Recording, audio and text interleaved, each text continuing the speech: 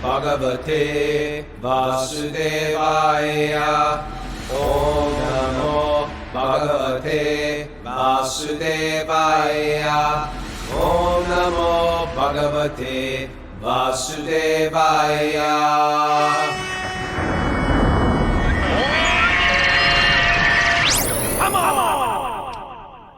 Live from Super Soul Farm, this is Wisdom of the Sages, your daily yoga podcast with your host, Raghunath, and co-host and senior educator at the Bhakti Center, Kaustubha. Welcome to our show. This is our Srimad Bhagavatam class. How are you, Kaustubha? Doing good, Raghu. I'm doing good. I have a glass of Mara's favorite regulative principles drink, we call it. It's the caffeine-free coffee substitute, which tastes reasonably wonderful. You brew it yourself? Well, what do you call this? What do you call this thing?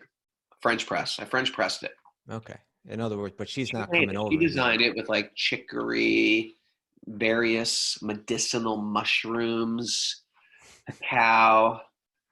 You know, I guess according to some people that's breaking the rules too, but then mushrooms are. I guess the whole thing is breaking all the rules, but at least it's not coffee, which is bad for your. It's bad for your. What's it bad for? Coffee. Your. Good for you. No, it's good for you. It's. I had Ayurvedic doctors tell me it was great for me. That's all I'm saying. Okay, let's pass on that. But anyway, thank you, Mara. So we are in the Bhagavatam. Great section of the Bhagavatam today. Great section of the banana. Great section. Yeah, we were tight. It's in the banana. The Bhagavatam is like a banana. You eat it from everywhere. It's like, that's a great section. That's a great section. Well, this is a great section. It's Bhishma Pitamaha, the grandfather, the general, the hero, and the great Bhakta. And you know what's wonderful is sometimes when people think of people who are great at this yoga practice, they're thinking of this skinny guy sitting in the forest, long beard. Bhishma is like a martial arts master. He's massive. He's huge. He's like a warrior, a leader, but he's got this heart of gold. Yeah. And we are in these incredible prayers as Bhishma lays on his deathbed. Krishna comes to him. We were saying this is a really wonderful part of the Bhagavatam. A wonderful part of like the reality of bhakti, actually, that without some separate endeavor, Krishna is there with you at every moment. Without some like yogic determination where you're forcing your senses into this. When you need Krishna the most, he appears for the bhakta because he becomes your best friend, because you've put him in your heart and you're in his heart. And that's sort of like an ongoing repeated theme. Krishna's your best friend. He's the friend. He becomes the servant of the devotee. The devotee becomes the servant of Krishna. He becomes the servant of the devotee. And so here he is on his deathbed, and who comes before him? Krishna comes right before him. So he can meditate on Krishna. And if you were to think of like, what would your life be like with lying on a bed of arrows going through your body, just laying there suspended in the air with arrows going through your body? In every material sense, it's the most ghastly scene you could ever think of. Yet here it is. It's the most beautiful scene because Krishna's with him. And whenever Krishna's with you, it makes everything auspicious. And this is like a very auspicious part of the Srimad Bhagavatam, which is when Krishna is just looking so beautiful. And even though he's walking amongst the Pandavas and the Kuru dynasty, he's actually Narayan himself appeared. So we're going to dive into these verses. It's such a compelling vision, isn't it? Having your entire body pierced with arrows and lying there entirely vulnerable. And but he's completely mentally composed and with a heart full of gratitude and love. And he's instructing Yudhishthira and those his students like Arjuna who love him so much are there with tears in their eyes, and Krishna's right there. No one could. You know what's cool is like, it's hard to remember because we're old, but do you remember before we were into any of this stuff, just going by an Indian, like in New York City, there's a lot of Indians, just seeing posters of stuff like this? Ever see the one of like, if you see this picture, you can YouTube search this, or Google image search this. Bheeshma leaving his body, or what would you search? Bheeshma on A a bed of arrows. bed of arrows. Death of Bhishma. Yeah. If you were to see that and you knew nothing about this, you'd be like, what the hell are these people worshiping? Or or the one where Hanuman, where Ram is embracing like the bleeding bird, Jatayu. It's just like, for us, it's like the most beautiful thing we've ever think. Like, look even at this. Hanuman, for that What's matter. that? Even Hanuman, like he's embracing this monkey. He's embracing a monkey, and everyone's like worshiping, or Hanuman ripping his chest open. It's like, these makes no material sense whatsoever. But when we see these, we're like, oh my God, oh, a dear Jatayu. So yeah, it's when you start to fall in love with these personalities like Hanuman Jayanti, everyone's worshiping Hanuman. Hanuman represents all the great devotees. Hanuman is you when you're perfected being. You're just like Hanuman, like that. And do you want to say something about Balaram? Because it's Balaram Purnim. Well, yesterday was Balaram Purnim, but I guess in some right. Do you want parts to of the say world something Balaram a day late for people like myself who not hip to the calendar? I mean, I have to find out on my holidays through Instagram. To share just something for a second will certainly not, and what to speak of me sharing it will certainly not do the subject or Lord Balaram justice. But Krishna expands in many different ways, and one is as his own brother. And but the Balaram's called the original guru because he's like the first servant in a sense, you know. He's serving Krishna as the elder brother. You know, the elder brother takes care of the little brother, right? Supposed to, anyway. Dauji. Does Rocco take good care? He does. Rocco takes care of the older brother. Yeah. But that's a big, long subject. But he's, you know, beautiful, fascinating pastimes of Balaram are there. We'll find in the 10th canto. All right, maybe I'm going to have to do that in Sweet Baby Krishna. Do some Balaram. There you go. Balaram Leela. Okay.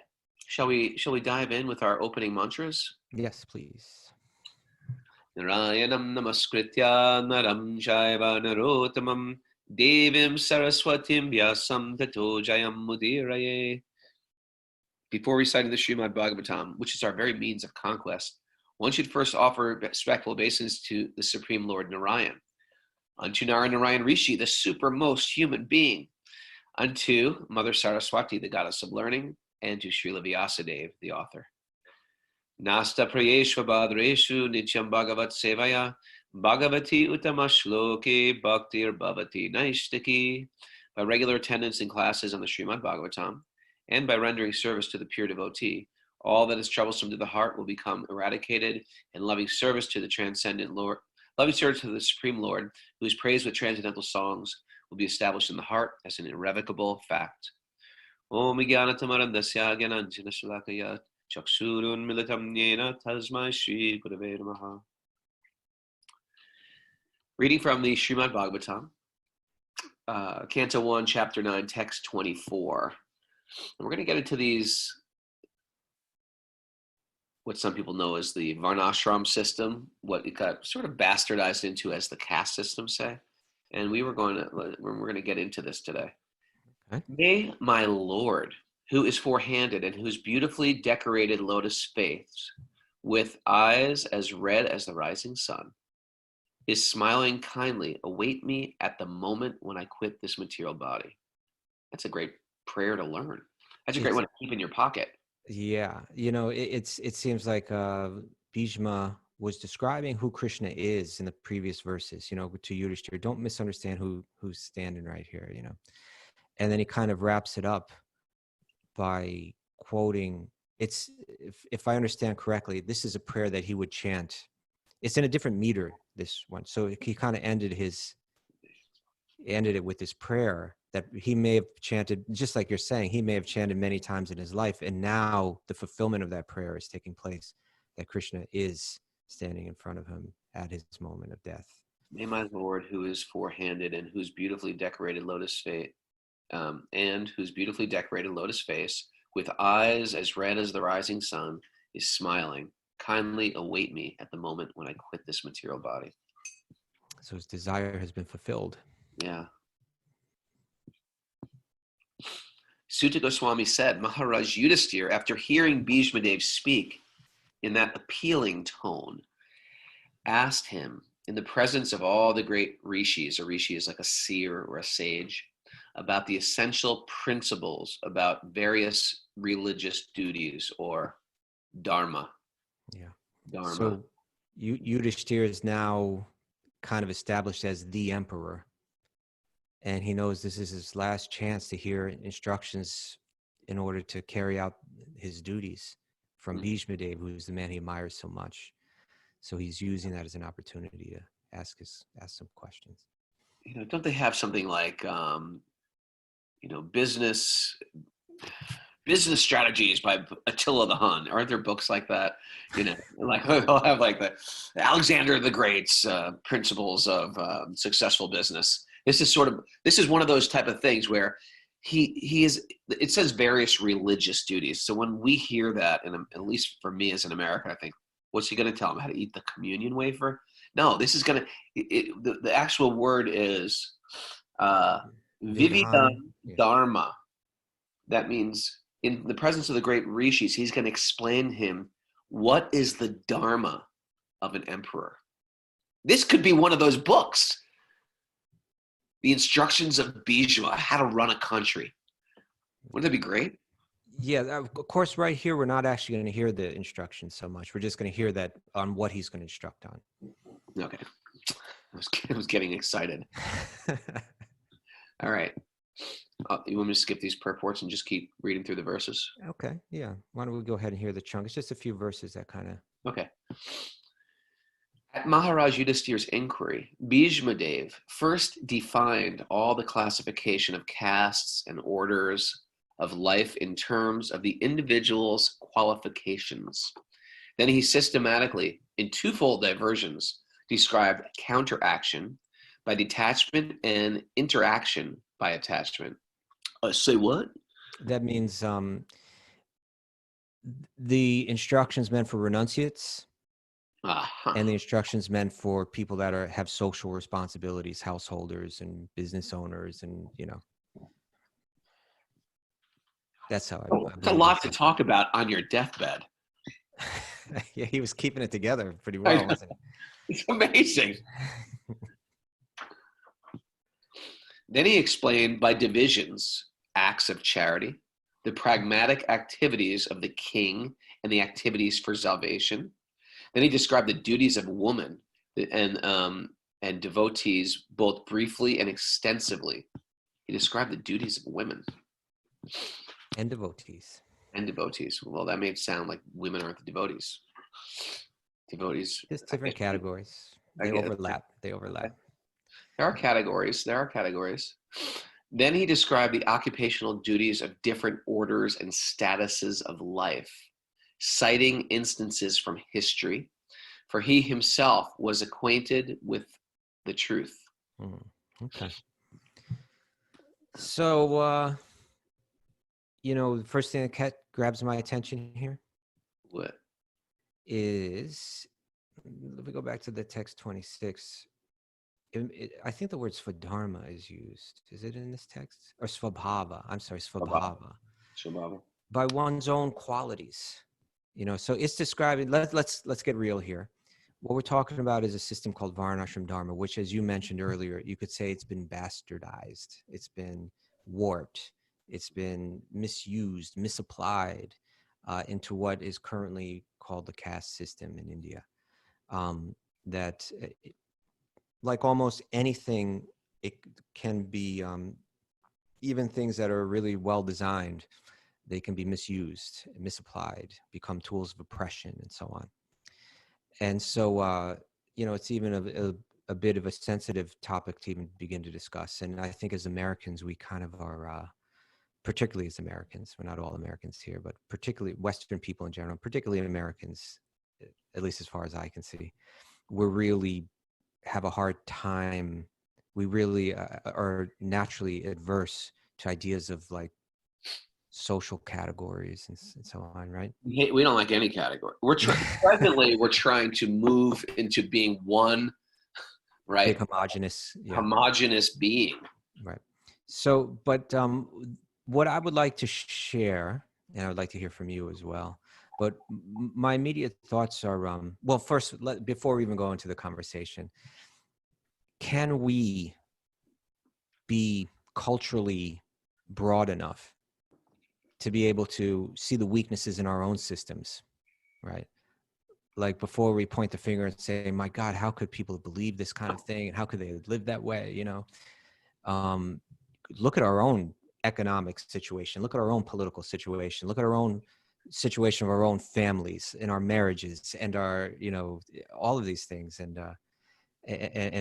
say, well, hey, maybe we should be able to look at other systems and see if there's some wisdom in them. Right. I think Well, it's really, if I can jump in for a second, please. It's amazing how even in India, they're self-critiquing the old ways. It's huge going on debate in India right now. Critique when people speak about the culture of Bharat and the culture of India. You know, there's a huge faction of the population that says, you know, it's old-fashioned. And here he is everybody in the West is actually finally, oh wow, I want to go back to the roots of these things. What are the roots of it? Because we've obviously done everything wrong.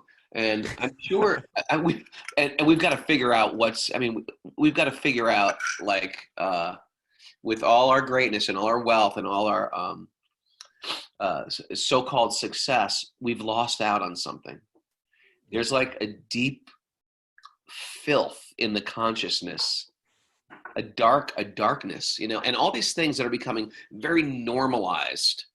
You know, it's a problem when really abnormal things become normalized, you know, and what I think India is going to catch up to it, like epidemic amounts of alcoholism, epidemic amounts of drugs, stuff that we've been through for the past 30 years. Now we have a very well-established, like 12-step rehabilitation, rehab programs, 12-step programs are so organized now compared to what they were 30 years ago or 40 years ago. With all that new so-called freedom and desiring to be like the West, that's going to catch up to them too. And it's going to be problematic in the next 30 years. And that's why it's beautiful when Indians, which a bunch on the show are a Bindin, a DTG, when they have a connection with the Western culture, but they have close, intimate bonds with the heritage of India, because it was a sacred time. And basically, it's what we're doing here in the West too. We're seeing it from a whole different narrative. Not that India is like this backwards, third world, behind the times, old fashioned, but was there some intelligence with it? And how can that marry the good things that we have in the Western world? I think that's a really healthy way of looking at it. You know, on one hand, we need to be able to take a good look in the mirror and recognize the weaknesses in our own societies and in the way that we live. And then when we try to apply some of this ancient wisdom, it's not that we can necessarily just flip a switch and plug right into the whole thing, but can we find the wisdom that's there? And can we, with a certain sensitivity, determine how best to apply that wisdom? You know, if there's some genuine wisdom here, can we apply it in some way here? How can it be best applied here, individually as well as socially, right? Okay. So, so when we talk about varnashram dharma, you know, obviously there's issues with the caste system, which has been used as a tool of oppression in India. But the way that I would like to try to see the wisdom in it and see if there's something that we can take from it is that it has a lot to, you know, when we hear the negative aspects of the caste system, it has a lot to do with privileges that are granted to certain people in society by birth, right? I was born in a particular family, and I think therefore I have certain privileges. You were born in another type of family, therefore you lack those privileges. You should relate to me in a particular way, and then from there so many ways that can be used to press in so many ways. One thing that needs to be cleared up immediately, and as was mentioned here, it's based on one's qualities. It's not based on one's birth. And you'll find that even right in the Gita, where in the fourth chapter, what Chatur Varnya Maya Shristam Guna Karma Vibhagasha, that is based on guna, one's qualities, and karma, which you could say one's activities or one's behavior. That determines what your role is. But the way that I would like to define this is, let's not see it so much in terms of privileges, but let's see it in terms of social responsibilities that you have according to the role that you play in society.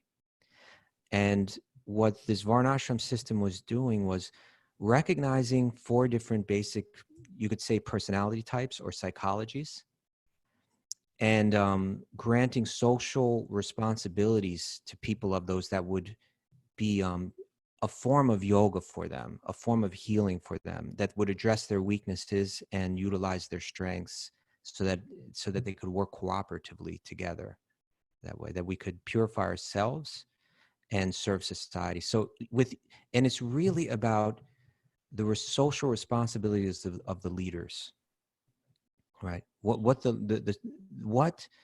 if I am, for instance, it divides, there's 4 varnas and there's 4 ashramas. Maybe we can set aside the ashramas for a second. Those are the different stages in life.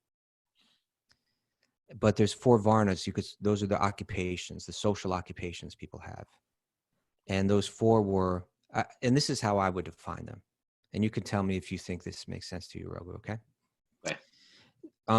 That you have what's Brahmanas.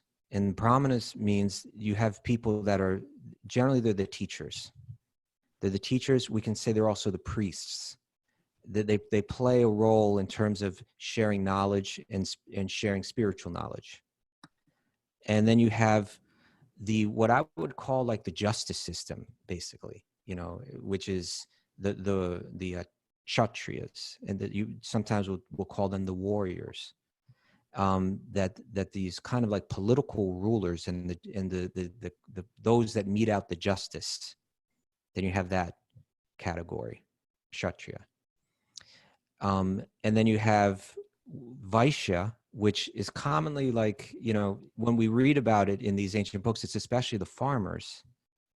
But we can really understand it as like you see, farming was the big business, right? Like if you don't have all these corporations selling all the, what are our big businesses now? Like now it's like, online kind of social media is like a huge business, or, pharmaceuticals is a huge business, or, there's so many different. Farming's a dying business. Well, in a sense it is, but farming was the business, if you go back, it really is the business that can really take care of people mostly. There's some other needs, but farming's the main one. But really what it means is, as I see it, is it means the employer. The Vaishya is the employer, the person that, it's like when we say farmer, it doesn't mean like everyone working on the farm. It means the person that owns the farm. That's the Vaishya. They're the moneymaker, and they're the employer. Like nowadays we say the job creator, right? That's your employer. And if you're an employee, if you don't have your own business and you don't have a political role of taking care of justice, and you're not a teacher, then you're an employee. You're working for someone else, and then that's a Shudra, okay? And the 4th order. Now, the way that I understand Varnashram Dharma and the way that it could do good for society and for the individual is that it gives responsibilities to those 3 different leadership roles, to the Vaishya, to the Kshatriya, and to the Brahmana. And in those responsibilities, they serve it takes their natural aptitudes and intelligence and engages it positively for society. But those same responsibilities that they're given, they also help purify that individual of their specific malady, right? Like each one, with my certain aptitude comes a potential weakness. And it works as yoga for that person because it works. For instance, let's take a moneymaker, right? Let's say I'm a big business owner. Let's say I make good money. And I think we all know people that like, they're good at making money. You know, some people like that, Raghunath. Yeah. Right? Yes, I do. That they're always seeing how they can make money. There's Right? some people are bad at it too. Yeah, some people are bad at it. I'm not like, I don't have that drive personally, right? Yeah. Like I don't have that. Sometimes I feel I can even see, hey man, someone could make money doing that, right? It's like, it's right there. Right. You know, it's right there waiting. Like one year I bought a lot of posters in Vrindavan, you know, because I had to, for different reasons. I was buying these posters and they cost like a dime, you know. And I was saying, you could sell these on eBay for like $10, $20 each. This is like the markup is like insane, right? Yeah. But I just don't even have the drive to do it. You You know? know, I can't spend my time doing that, you know. it's, Right. So, but some people have they have the vision and they have the drive to make money. Some people, like you see people come from India to America, they make money, like they start a business and they become a millionaire, right? right. Out of nothing. And then they lose it all. And then they build it right back up again. Right. It's like they've got that drive. So some people have the drive and the aptitude to start a business, to make money. Now, what is the potential weakness that person may have? The person that's like really good at making money. What would you say? They could get bewildered by how money will actually give them actual safety and actual shelter in the material world. Well, let go a little darker. A little darker. They could become corrupt. They could become greedy. They could use the money to manipulate people. So let's go to Vegas. So let's say greed, right? Like what these ancient texts are saying is that there are certain people that have the aptitude and the drive to make money, but the weakness that they may have is greed, right? Sure. And so we see that like a person that has $5 billion, when they sit at a table with $5 billion, when they sit at a table with other billionaires that have 10 and 25 and 40 billion, they actually feel insignificant and they think I need to make more money to be happy. And then they'll it doesn't, to them, they may even lose touch with, I don't mind if I'm harming other people or I become callous to the harm that I'm causing because I need more money, even if it's more than I can spend. And so recognizing that greed is the potential weakness of the moneymaker in society. So then this would remedy that by saying your responsibility, and everybody in society knows this and everybody in society recognizes this, it's your responsibility to care for people financially, care for your employees, and care for society in general. You're meant to give charity. That's what your role is all about. It's not about making money so you become a big shot. It's about making money to care for others. And so that becomes karma yoga. That becomes like, if someone is like a big money maker, their guru will say, you don't need to go off into the forest and leave it all behind. I see you got the drive and the aptitude. Let's engage that. I can't just pull that out of you, right? I can't just remove that from you in an instant.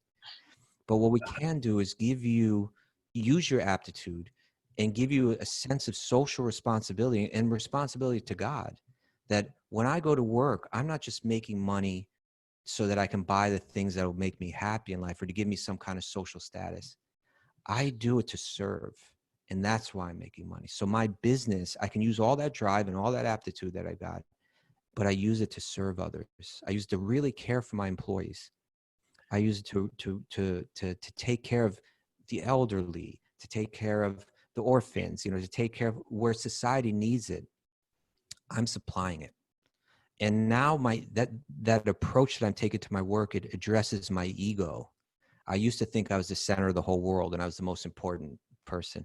Now I see myself as a servant, and I cultivate that attitude every day by the work I do. And so that's how the Vaishya would operate in the system of varnashrama dharma. So it would help the society, it would help the individual.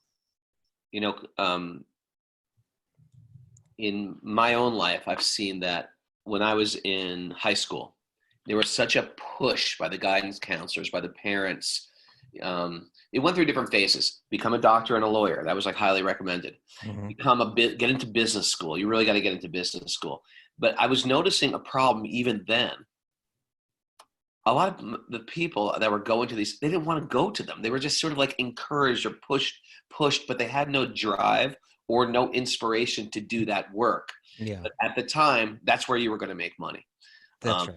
And there's a lot out there right now. I mean, what is the better way? What's the best way to make money? Start off being $100,000 in debt. That's a great way to enter the workforce. But this is what's going on. We have a lot of people who sort of got like pushed into university, and now they're $50,000 in debt, $100,000 in debt, 150, and these are unforgiving. They're not like the student loans of the old day. They're unforgiving. Sure. You can't declare bankruptcy with these. It's like you're in, they've got you locked in. And oftentimes they graduate with something they don't even want to be, or maybe it's not even a job anymore. Right. Or it's outdated. I mean, how many people out there, and you can put this on the board, on the chat board if you like, how many people are graduated with a degree of something they don't do? And we're stuck and we're naive, and our parents want the best for us. And we get in debt for this. We're like, okay, I'll just pay it back when our chat board is being flooded at the moment by people saying, that's me, right? Christina says, I have two. But, and anyway, Pro Bose brings up this good point. I sort of wanted to address. Oh man, where'd it go? This chat board's too crazy. Pro Bose says, but individuals have multiple abilities and tendencies. For example, if you teach wisdom, run a farm, and fight injustice, what does that make you? And I think there are people who are just, they have these multifarious or multiple great qualities, but there is something they sort of lean to more, I'd say, when you, like say Nanda Maharaj, who was Krishna's father. It's not like he was just like raking leaves and milking cows. He owned a massive properties, had laborers. It was a massive. It wasn't like a small organic farm. It was this massive production. He was very wealthy from his farm, even though he was considered a Vaishya. He wasn't like a simple shopkeeper. He was almost a king as a Vaishya. And Drona was a teacher, but he also acted as a warrior. So, you know, there would hopefully be enough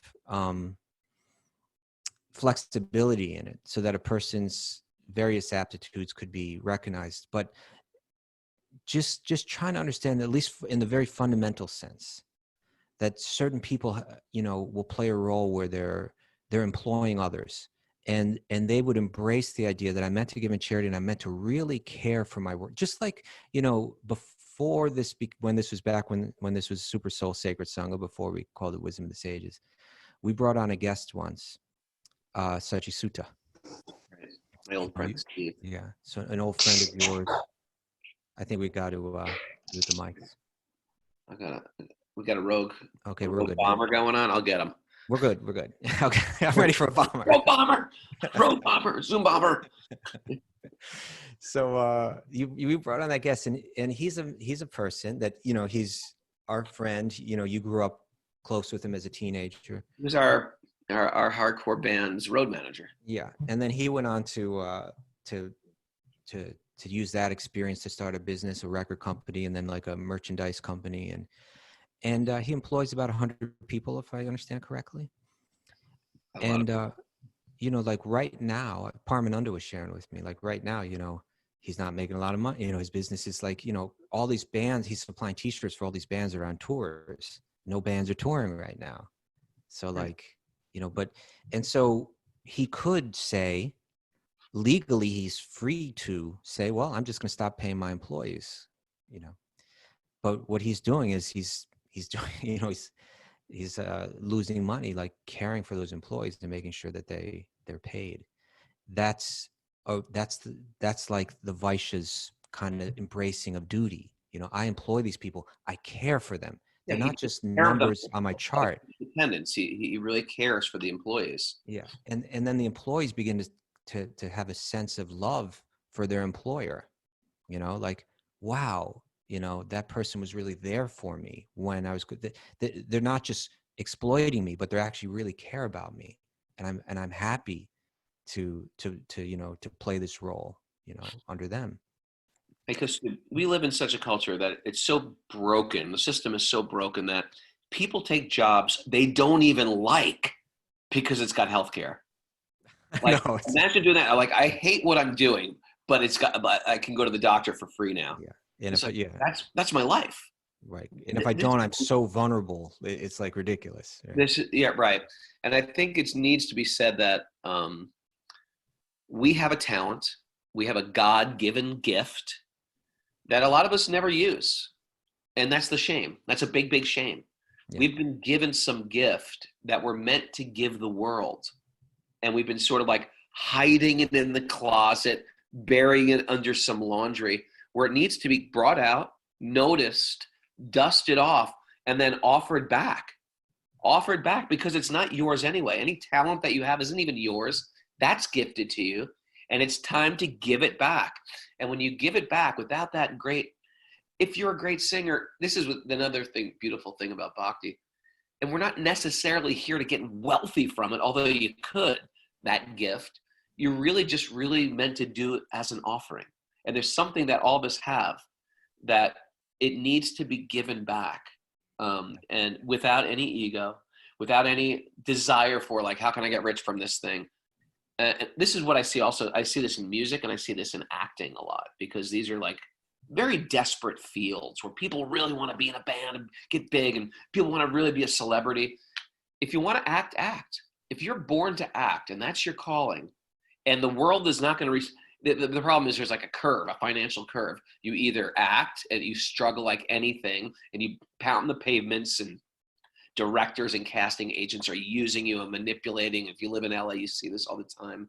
It's like desperate. And then all of a sudden you make it and you're, and there's like that. And this musician is the same way. It's not like a steady thing. Doctor, and I'm a senior person at the medical center, and you're steadily growing, and there's such a curve. If you want to act, if you're born to act, then just act. Act at a local theater. You don't have to be the next Brad Pitt. If you want to, it's okay, but be detached from that. Just act for the sake of acting. Music as a sake of it, as an offering, as a spiritual offering. And then once you actually figure out what you are, then there's ways to fine tune it even more, right? If you're a leader, you can be a leader, but be a leader in a way that's woven deeply in with Dharma. Don't just lead for this. There's a lot of horrific leaders, but they're good leaders, meaning they're good at leading people. But how they lead people or where they lead people, that's a big problem. There's a lot of great musicians, but what they sing about, right, or what they write about, that could be problematic. It could cause schism, or it could cause joy. So the first thing is dust off your offering and figure out what it is. And the next thing is, if you actually feel like, no, I'm doing what I'm supposed to be doing right now, like it's obvious Kaustubha is a great teacher. So he's like a Brahmin. I haven't quite figured out my caste yet, but see, and another interesting point about this whole thing is, who is the highest part of the caste system, so to speak? The highest part is the people who have given up, the people who aren't interested in money. They're using their intellect. They're the intellectuals who are using their intellect to study Dharma and truth. And they're number one. And if you want to have the power and the strength and the ability and the wealth and the and the property, that's okay, you can, but you got to be number two. You got to be subservient to the. It's interesting, because our culture is, you have that intellect, you're number one. You figured out how to use your intellect to capitalize on other people. Yeah. But the real intellectuals take a voluntary vow of poverty. That's what a Brahmana is. That's you see, that's what's missing. That's one thing that's missing from the current caste system. Again, it's not based on birth. The Brahmana is, one sense, like the most respected person, because they're living truth, and they're willing to sacrifice for it. So the Brahmana doesn't get. Now this is real important, right? What's the Dharma of the Brahmana? We said the Dharma of the Vaishya, or the employer, the business person, is to really care for the employees and to give in charity.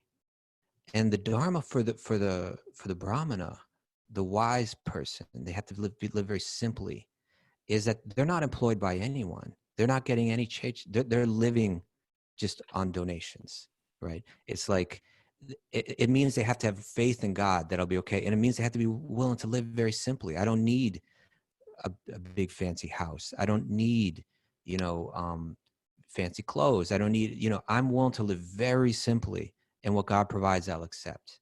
And because they're under they're not employed by anyone. And this is the super important point. They can speak the truth. They're never compromised, right? They're not corrupted. For instance, like we see in our politics, that the money becomes so influential that we're just watching people lie to us, and we know they're lying, because they're bought by big corporations. So the Brahmana, he's not bought by anyone. He's absorbed in reading Shastra. He's not going out and partying at night. He's not, no one will accept that person as a Brahmana unless they have very pure qualities, unless they're not engaging in all of this kind of lower kind of behavior, whether it be, intoxications, or whether it be so many other bad habits. They're very simple, they're very clean, and they can just speak the truth, absorb their mind in truth and speak the truth. I was thinking about how does like a Sudra, or someone's an employee or a laborer, Bridge was bringing up the point about, well, what about a person who feels like, well, what is my significance? I don't own anything. I'm not a warrior. I'm not a king. What is my significance? We are rating sort of significance in a modern culture as significance is my stuff. I find my significance from the things I have, whereas significance is in a spiritual culture is my contribution, and I value my contribution, and there's happiness within that. There's happiness within working. I know what I'm not good at, and there are people that we were joking about, like, I could start a bank. What about, there's people out there that start banks. I'm like, I'm not qualified to start a bank at all. I don't even like working with numbers whatsoever. It's the last thing I'd like to do. But there's people who are like, yeah, let's start a bank. Let's build a shopping mall. There's people who do things like that. I'm not that person. I know what I'm good at, and I know what I stink at. And so, and it's nothing to be embarrassed about. I'm not embarrassed when I call my accountant and go, I don't understand any of these papers. What is it? I don't beat myself up about that, because I'm good at other things. And when we lived in a world where economic development wasn't such a glorified thing, I got the newest, latest version of this thing. But hierarchy was more in the sense of your own personal evolution. There are people who don't have much, but you see they're very, very evolved. There's people that realize that liberation is the goal, not changing my economic position in the world. I made it out of the ghetto, and now I'm doing this. I understand you don't want to live amongst, criminal life, but at the same time, there is something to be said about, like, you and I have been to villages in India where, in one sense, on paper, their net worth, an American would be like, what? You live for that little? You live on that little a month? How do you even live? But the way they live, the quality of existence was wonderful and sweet and like joyous. Yeah. Because they're living simple and they're connected to simple life. We've made life very complicated. And I mean, even 30 years ago, when we used to go to India, there's people who just, of course, no one had a phone, but there's people who just didn't have vehicles. What did they have? They had a cart. They had a horse and a cart, where they had, they herded sheep, and they lived a simple life. See, we've lost touch with simple. And now that India and, India's become like America in a lot of ways. And as you're driving down the Yamuna Expressway to New Delhi, you start to look out, you start to see, like, in my mind, I'm thinking, what happened to village culture? Now it's creating a culture of the haves and the have-nots. And the have-nots are always going to feel like I'm missing out on something. But if you talk to people even from India today, the sweetest, most romanticized thing is, remember when people come together in the evening and they read Mahabharata and they read the Puranas and people come together in the morning and they do, even in Calcutta, you can stand on the roof and hear people ringing artik bells and doing pujas in the morning, going to the Ganga, even in Calcutta. And even in the last 30 years, things have radically changed. So we've created a split in culture of the haves and the have-nots, whereas there was a way to live simply. And it wasn't this burning sensation where I'm always in debt. And culture now has kept us in debt. We are constantly in debt to so many people, to vehicles, to homes, to to medical debt. The world is suffering in debt. Did I go off on a? Oh, it's fine. Thank you for sharing that. Excuse me. Yeah, no. So there are a lot of weaknesses in our system, and we're talking about, and again, especially, what are the responsibilities for the leaders? The economic leader, what's their responsibility? To be charitable and to care for their employees. Let's say the thought leaders, they're meant to live very simply and speak the truth. Be uncorrupted. And then let's look at the political leaders, or like those that the Justice Department. Now, you and I, like when we were kids, you and me, Raghunath. Yeah. Like, for instance, like a lot of my friends, and you know them, they're into violence, right? Like kids that are down to fight, like always down to fight, right? Like, obviously it's a very dangerous tendency, that there are people that are, I had friends that were fearless, practically fearless, right? As kids, they're fighting like really big, huge men, and just like, I'd be like, well, what? Like, why are we getting into this right now? They'd be like, totally down. Like, who is this man? Why are we driving in a car chasing these people right now? And but fearless, but also like a thrill out of violence, Right. Now what the teachings of these ancient yogic texts are saying is you can't just take that right out of a person's psychology. But what you can do is you can give them an idea of Dharma and infuse within them an idea that my role is to protect others, and that I can engage in violence only for the purpose of protecting others. And if I were to engage in violence for any other reason, then that would be the greatest humiliation for me, right? That would be a disgrace for me.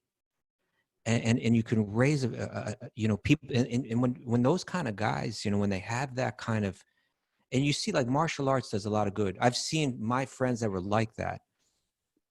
In some cases, what really saved them from just becoming like really destructive people was martial arts.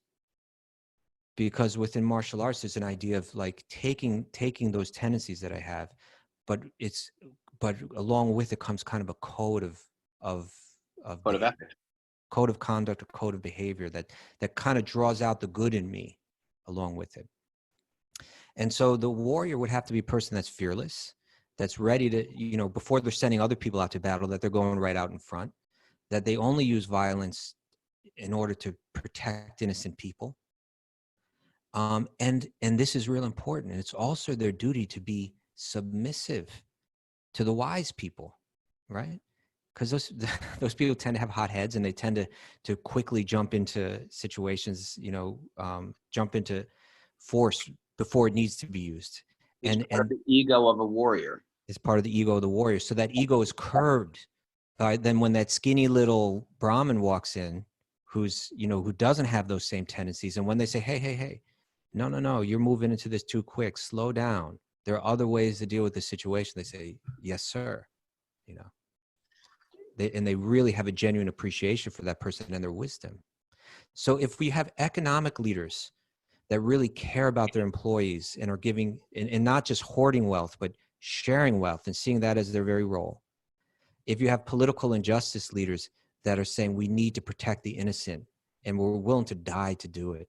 And we also need to hear from the wise people. And if you have wise people that are totally uncorrupted, you know, then the rest of the general population, and those three are the minority of the population, but they're invested with very deep values. Each of those values recognizes their strengths and their weakness, and the carrying out the social responsibility becomes a process of karma yoga for them.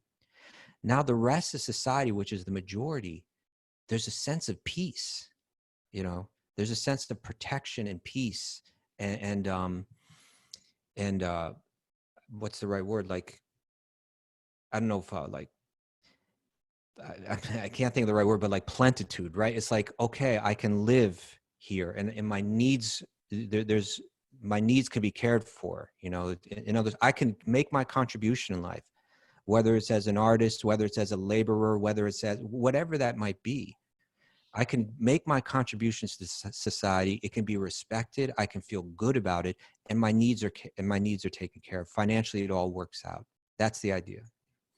You know, I think it's safe to say that whatever we want to criticize this ancient culture for, yeah, I mean, I don't know if it's safe to say people are incredibly confused right now. I think as citizens, we don't feel like there is some benevolent force, some authority taking care of us, looking out for our best interest. We're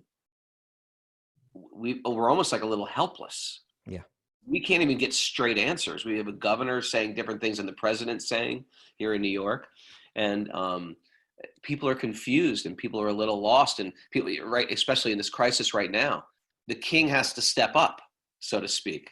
Yeah. And no one feels really protected. Yeah. So that's, you know, that's something about the Varnas. We haven't talked about the ashrams, but maybe we could talk a little bit about that later. And a lot of that becomes really practical. The ashrams tomorrow. Okay. Does that sound good? Yeah. Oh, guess what? What? That's what. I hope that was good. Me and Kaustubha really wanted to do a Varna ashram class, but if there's some questions, you can write them on to our question. Today's Wednesday. Tomorrow's question day. Is today Wednesday? Oh yeah, tomorrow's I'm question. on quarantine day. I'm in quarantine time. I don't know what day of the week it is. It's like when you go to on holiday, you don't know where you are, what day it is. But Tomorrow's question and answer day, and Friday, hopefully we'll have Ganesham on, a special guest. Yeah, this is going to be great. So, if you're new to listening to the show, thank you and welcome. If you're listening to Apple Podcasts, give us a 5-star review. And if you're on the Zoom group, welcome to the Zoom group. This is a community group. If you want to support what we're doing, you can go to patreon.com/wisdom of the sages. For a mere cup of coffee, you can support us. And I want to thank everybody, or say good morning to all my Zoomers. If you want to join Zoom, email Mara, wisdomofthesages108@gmail.com. But this right now, what's going on, could be the best part of your day. This is where we dance around our living room, our dining room, our kitchen. We put our hands up and we do some Krishna karaoke. Jai Shri Krishna. Now, if you're new to Zoom, you have no idea what's going on here. But this is when I look around at all the pictures and I call people out who are not dancing. Come on, Fabio. Come on, Brody. We're going to demote you to Spotify otherwise. Oliver's losing his mind there. He's lost his material mind.